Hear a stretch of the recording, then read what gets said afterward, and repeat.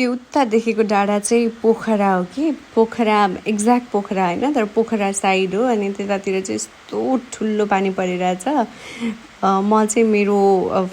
क्यामेरालाई time स्ल्यापमा राख्छु कि let's see त्यो पानी यता हाम्रोसम्म आइपुग्छ कि आइपुग्दैन रहेछ है त